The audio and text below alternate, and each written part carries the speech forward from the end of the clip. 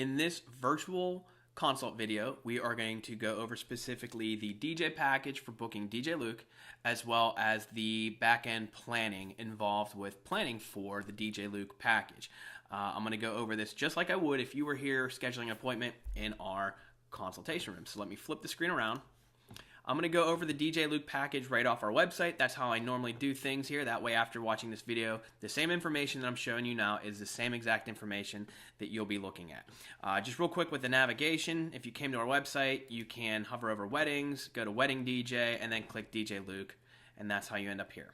We're going to scroll down here to the actual DJ package. So what I'm going to do is go through this information. I'll go through some of the add-ons, and then I'm going to get into the planning form, which is very important. So I want you to understand how what control you have and what the expectations are for planning the DJ service. Let's get started. So the first thing here is it includes DJ Luke as your lead MC with an assistant. Down here you can read the benefits of a two-person crew, but essentially this is a two-person DJ package. Moving along, 5 continuous hours of service. So this is a 5-hour DJ package. Basically, this in most cases, this is a cocktail hour plus 4 hours. The reason it's a 5-hour package, generally speaking, your traditional venue rental for most ballrooms and reception venues are 5-hour bookings. So it's a 5-hour DJ package to match what is most of the time a 5-hour booking when you rent a facility. You can add more, and of course, setup and teardown is on top of that. There actually is DJs in our area. To them, 5 hours means, well, we got to come and set up for an hour, so there's an hour of your 5 hours. That's silly, but I bring it up just because it does exist.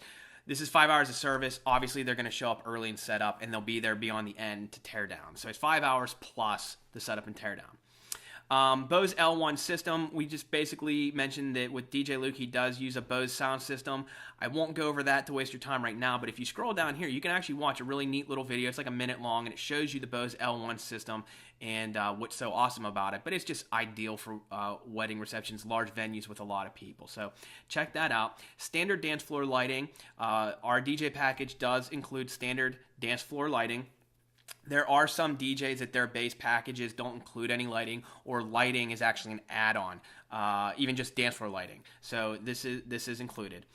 We mentioned that we have a digital music library. When we come out, not only are we going to have your music ready, which I'll get into with the planning, but we're going to basically have everything. We'll have everything ready for any good requests that your guests come up and make.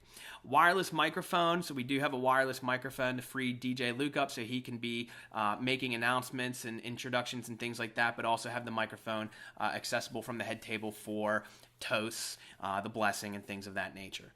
The planning materials I'm going to bypass because we're going to go through that shortly. The entertainment options I'll mention here and then I'll show you later, but basically entertainment options.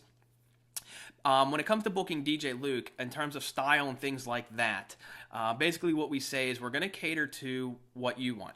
There are DJs that when certain DJ companies or specific DJs, when you book them, you are booking an entertainer. You're booking a show. That DJ is going to be on the dance floor all night. That's what he does every gig. That is his style and his routine.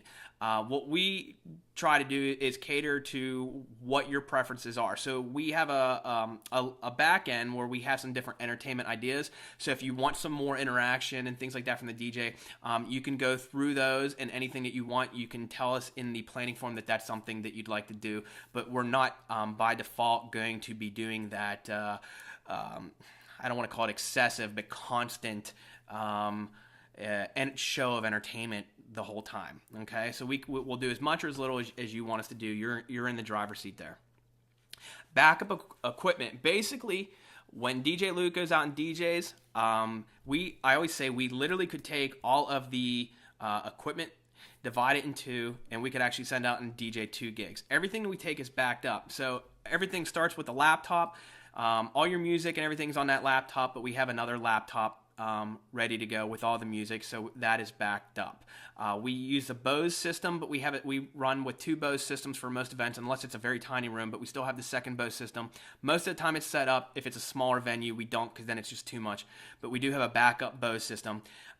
Beyond that, we actually bring a third speaker system. So when it comes to speakers, in that case, we actually usually have a backup for the backup. Okay, we have a backup microphone.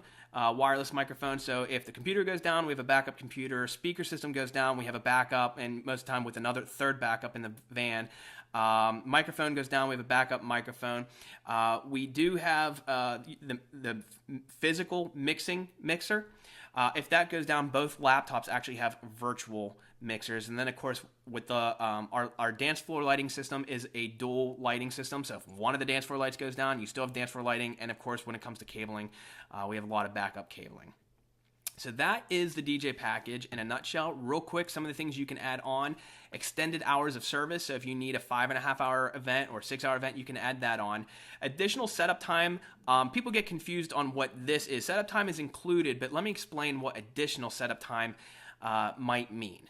And here's an example. Let's say that the ceremony and reception are maybe going on in the same room. So that the room that the DJ is performing in, you're having the ceremony in there prior, and you're not using the DJ. You're not hiring us to provide sound. We're not doing anything, but it's in the same room. In that situation, the DJ actually will have to be set up an hour early. So we would charge additional setup time because if your ceremony is in that room from, let's say, 4 to 5, it's not like the DJ can show up at 4 o'clock and start setting up to be ready for 5. The ceremony's going on. He has to have everything actually set up an hour early because the guests are going to be in that room an hour before he needs to start. That's when additional setup time comes in. Uplighting we offer, monogram, projection and screen rental, ceremony sound systems, and then satellite speakers and cocktail sound system in another room. So package, add-ons, but the important thing, let's get into the planning. Okay, so, all right, so I had to refresh that. Anyway, so here is the DJ Luke DJ planning form. This is what you would be filling out online. So after booking with us, you get access to this. This is where you enter all your information as you go. And I'm just going to get started and I'll explain things as we go. The first section is pretty easy. This is basically the nuts and bolts of the event. Bride and groom's names, phone numbers, contact information, the date of the wedding. And we also usually ask who completed the planning form, whether it was the bride or the groom, just so we know who actually filled the information out. Venue information, that's just the name of the venue, the address. We do like to ask for a contact at the venue. If there's a question we have, we can contact the venue. Also, an email is helpful because not only can we email them, but before the wedding, the week of the wedding, when the timeline is finally set, we like to have DJ Luke email the venue a copy of the timeline so that they're on the same page as well. We do ask what room the DJ is located in.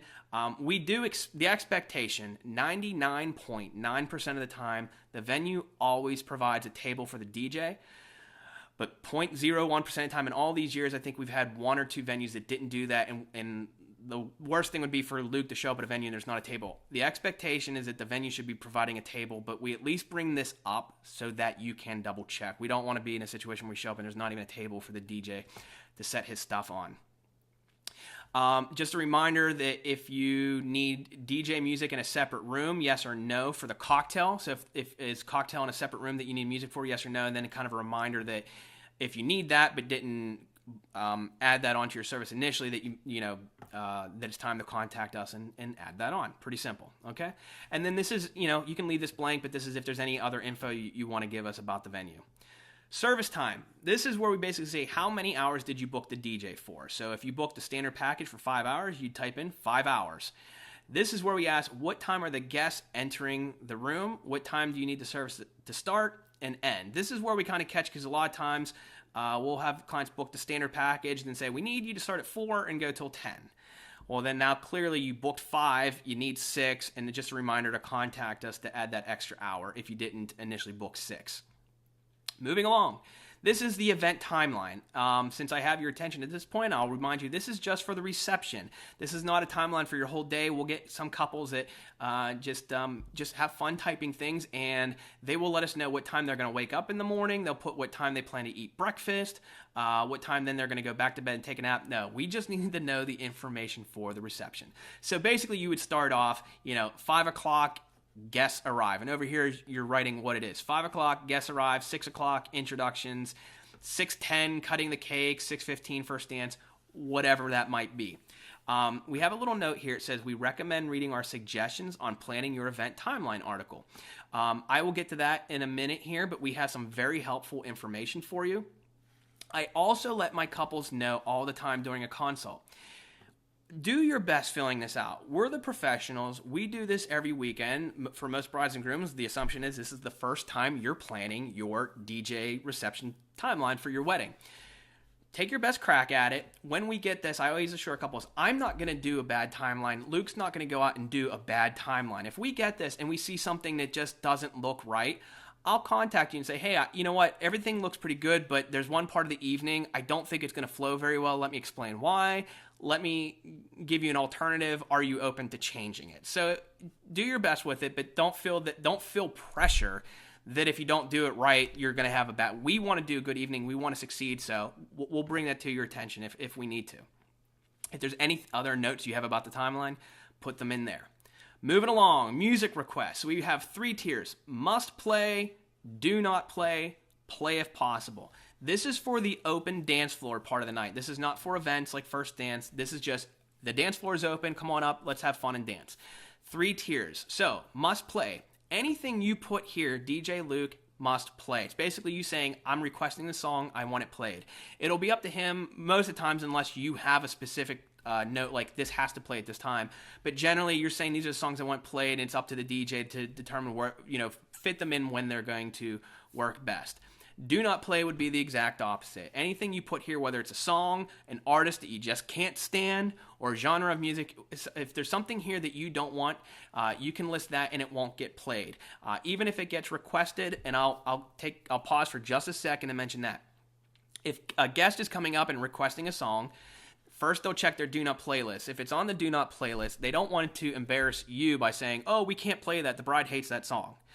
They, will basically say, you know what, we have a lot of songs that we have to get to this evening. We will try to get to that if we can, but no promises. So it's basically a way of kind of shuffling it under the rug a little bit, but being polite to the person and so forth.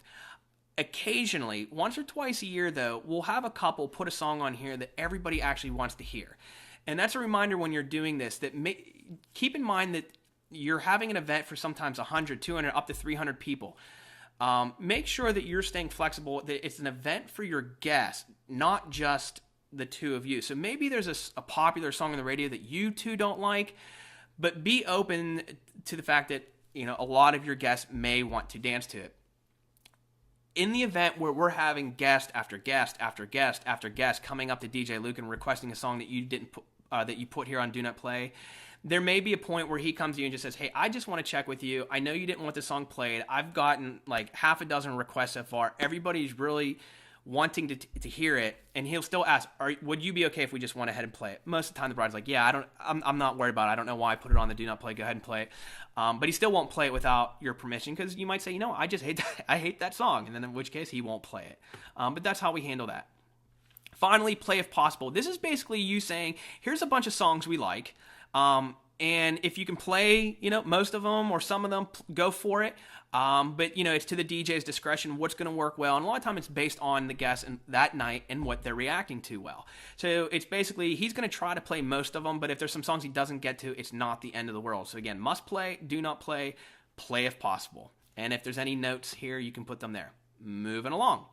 Cocktail and dinner. Cocktail and dinner accounts for 2 hours of your night, which on a 5-hour evening, that's 40% of your evening. I don't want you worrying about picking out individual songs for 2 hours of your evening. So what we've done here at FineLine for DJ Luke, we have 13 ready to go playlists.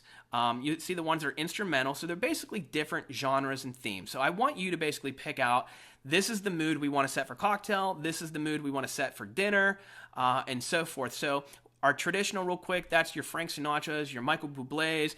Boyce Avenue is modern, contemporary, popular songs, but performed acoustically, nice and mellow. Country, we get a lot of country weddings, so that would be country songs.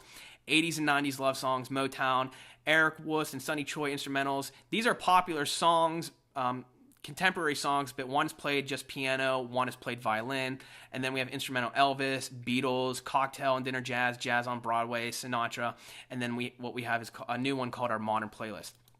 I'll show you in a few minutes On our back-end planning area, you actually have a section of our website where you can preview those playlists as well if you want. And also, we ask, how will dinner be served? And that's just so that as we transition to dinner, DJ Luke can say, ladies and gentlemen, dinner will be served shortly. It's going to be served at your table, so please remain at your table. Or it's going to be buffet style, so remain at your table until a member of the staff releases you to the buffet. But basically, so he can make the appropriate comment as we transition into dinner. Any notes that you may have, you can put there. Introductions. So this is the introduction to the bridal party. The first question, I'd like to take a quick second to go over this. Would you like to acknowledge any grandparents at their table prior to the bridal party intro? Yes or no? Basically, our default way of doing things, we generally do not line up the grandparents and parade them through with the rest of the bridal party. In all these years, we've only done it once because the bride and groom did want to do it.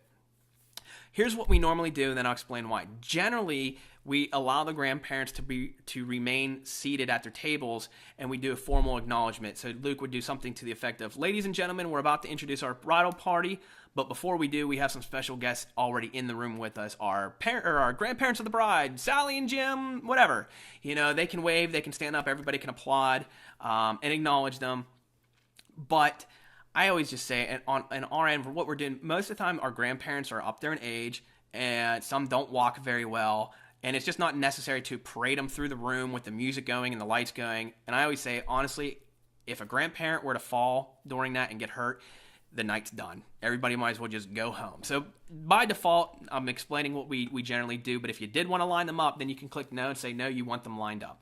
So moving along, you're going to put grandparents' names, parents' names. If you have a flower girl and ring bearer, you'll list your bridal party couples. So group one would be, this is the order they're going to come in. So the first couple would be groomsmen so-and-so with bridesmaid so-and-so. The next couple would be, again, groomsmen so-and-so escorting bridesmaid so-and-so, and so on. Here we ask for the names of the maid of honor and best man. We do ask you that you'll choose maid of honor or matron of honor, so we give her the appropriate title. And then your names. This is how you guys want to get introduced. Are you coming in as Mr. and Mrs. Smith, Mr. and Mrs. John Smith, Mr. and Mrs. John and Becky Smith? So however you want to be introduced at that point, you have control of. Introduction music. So this is the music that you would pick out as the bridal party is being introduced. And we generally do 1, 2, or 3 songs. Most of the time it's 3. So basically, a lot of times couples will pick 1 track for the parents, 1 for the bridal party, and 1 for the bride and groom. You can do just 1 track that covers the whole thing. So if you don't want to divide it up, if you just want 1 music track, it's going to be for the whole introductions you can. Or you could split it into 2. You can have 1 for the parents and then a second for the bridal party and bride and groom, or 1 that's the parents and bridal party and a second for the bride and groom. I forgot to say one very important thing. I want to back up, and I apologize, and I'll make this quick. When it comes to the music request, when it comes to this entire DJ planning form, I don't want there to be any pressure on you. I want you to feel as comfortable filling out this as you want. So when it comes to this, and I'll explain, must play, do not play, play if possible. I have couples that on one end of the spectrum, we will get this and every line is blank. And they're basically saying, hey, we don't do this. DJ Luke does this every weekend. We feel pretty comfortable that he'll know what to play. Or we'll have some couples that maybe put like 1 or 2 must plays, 1 do not play, and maybe a few play if possibles. We'll have couples that are extreme and fill out everything. I don't want you to feel like there's any pressure to fill out all these lines. If you can only come up with 1 song that you want played and you want Luke to take care of the rest, that is absolutely fine. Do not make this hard on yourself. It's just about your preference. So anyways, let me move along. Thanks for bearing with me why I mentioned that, because that to me is pretty important. Speeches, this is the part of the evening, is anybody doing a welcome. At this point, about 1 out of 6 weddings that we do, somebody likes to do a welcome. Most of the time, if that's the case, it's usually like the father, the bride, and we generally do that before the toast, but this would sometimes be like, ladies and gentlemen, I just want to welcome everybody here tonight. Thank you for coming. I want everybody to have a good time, have fun, but be safe going home. Thank you. Something to that extent. Most of the time there's no welcome, but if there is, you would click yes and you would let us know who's doing the welcome. Same thing with the toast. There's pretty much always toast. You would click yes that toasts are being done and you're going to tell us who's giving a toast. And then if someone's going to do a dinner blessing as we transition into dinner, let us know yes or no, and then if so, who's doing it. For any of this, a lot of times we get the planning form if people aren't sure who's doing the blessing yet. If you're not sure, just put not sure at this time. Any other notes, you can go ahead and put them there. As we mentioned in the contract virtual consult video, we do require a meals for our vendors. We're reminding you that DJ Luke, it's a 2-person crew, so we're just reminding you about the meals. Moving along, list of events. So this is where we handle the specific songs for specific events. Now, the ones that we want you to handle, we want to make sure that you decide what you're doing for first dance, father-daughter, and mother-son for whatever combination of these you're doing. We don't want to pick out your first dance song. We don't really want to pick out your parent dance songs. Those are personal choices. So the expectation is that you are picking those. So if you're doing a first dance, click yes, I'm doing a first dance, write in the artist and the song. Yes, we're doing a father-daughter, write in the artist and song. Yes, we're doing a mother-son, artist and song. Everything else you can say, no, we're not doing a bridal party. Yes, we're going to do a cake cutting. But for all of these, let's say cake cutting, if you really don't want to worry about the song, you can just say DJ can choose, okay? For all of these, you can put DJ can choose, DJ can choose, DJ can choose, DJ can choose. The only ones that we want you, and we mention it up in here, to fill out are the first dance and parent dances. Everything else, you can either put the song in that you want, or you can leave it up to DJ Luke to play what he knows works all the time. So these are the different events that are your standard wedding events. And then we do have areas for other. Sometimes in other we might be doing a mother-son event. Mother-daughter. So maybe sometimes we do weddings with a mother-daughter dance. So if you're doing that, you can add that in or anything else. The dollar dance. We're here in Western PA. We do a lot of weddings with the dollar dance, but there's variations of it. So if you're not doing it, check no. If you're doing it, real quick, we ask a few questions. We want to be prepared for it, moving as we transition into it, and we also want to do it the way that you want it done. So, example, will there be shots? Yes or no? Okay, if you're doing shots, then DJ Luke knows to go to the bar, 10, 15 minutes before it's time to do the dollar dance and tell them, hey, we're going to be doing the dollar dance in 10, 15 minutes. Can you start getting the shots ready? Is someone collecting money? So if your expectation is that the guests are putting money into an apron or something, check yes. That way DJ Luke knows before he does the dollar dance to go find that person and make sure they're ready. Same thing with the shots, to have someone ready to hand out the shots. We ask here, will guests be dancing with bride only, which is traditional, or bride and groom? So if you just want to do traditional bride only, you let us know. What kind of music? Basically 2 types. Traditional polka, that's if you're from Westmoreland County, you should know what that is. And contemporary would be contemporary music. So whatever you want here, okay?